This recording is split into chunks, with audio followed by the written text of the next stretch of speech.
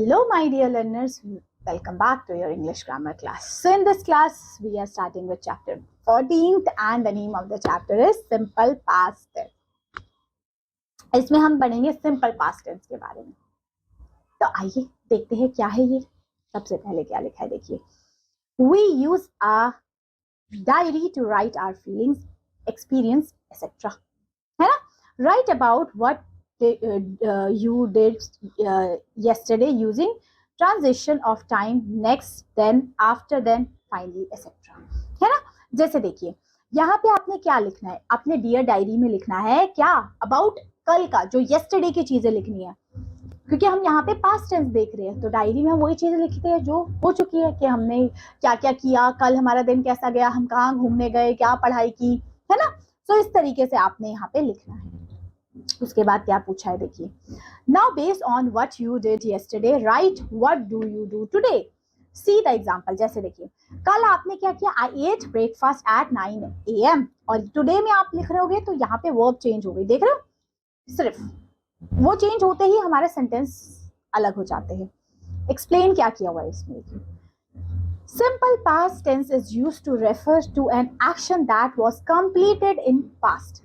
Simple past tense में वो चीज बताते हैं कि वो action past में हुआ था, completed. So the simple past tense of regular verbs is formed by adding ed. Normally ed add लगा के हम उसको simple past tense में कर देते हैं verb को. जैसे play का played, walk का walked, help का help. The simple past tense of irregular verb, कुछ ऐसे irregular verb होती हैं, उसमें क्या होता है, रेगुलर वर्ब में तो सिर्फ ईडी लग जाता है, इनरेगुलर वर्ब में अलग तरीके से वो चेंज होती है. गो का वेंट, स्विम का स्वाम, टीच का टॉट. ठीक है, ये क्या है, इनरेगुलर वर्ब है. क्या है बेटा, इनरेगुलर वर्ब. इतनी चीज समझ में आई आपको. अब देखिए, अब यहाँ पे आपने क्या करना है. देखिए यहाँ कुछ सेंटेंसेस लिखे गए हैं, आपने इसको सिंपल पास्ट टेंस में कन्वर्ट करना है. जैसे वॉक का मैं क्या लिखूंगी बेटा, वॉक लिख लूंगी. ठीक है, आगे देखिए बाय का मैं क्या लिखूंगी, ब्रॉट, बॉट. आगे लिसन का लिसनड, टीच का टॉट, टीच का टॉट.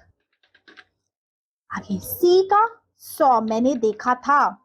ठीक है, विजिट का विजिटेड हो गया.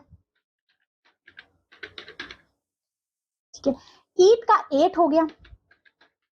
आस्क का आस्क हो गया. रीच का रीच्ड हो गया. ठीक है, समझ में आ रहा है. यहां तक तो कोई दिक्कत होनी नहीं चाहिए मेरे हिसाब से. पिक का पिक्ड हो गया. कम का केम हो गया. मेक का मेक्ड हो गया. बस किसी किसी में हमने ईडी फॉर्म लगाई वर्ब की, और किसी किसी में बिल्कुल ही चेंज हो गया वो. ठीक है, बस इतना सा डिफरेंस था उसमें. तो यहां तक हमने क्या देखा, हमने अपना सिंपल पास्ट टेंस के बारे में थोड़ा सा पढ़ा एंड थोड़े से क्वेश्चन आंसर्स किए. अब नेक्स्ट वीडियो में पार्ट 2 में करेंगे इसको और अच्छे से revise with lots of question answers. Okay, तो चलिए फिर मिलते हैं आपसे पार्ट 2 में. तब तक के लिए take care, have a good day, bye bye.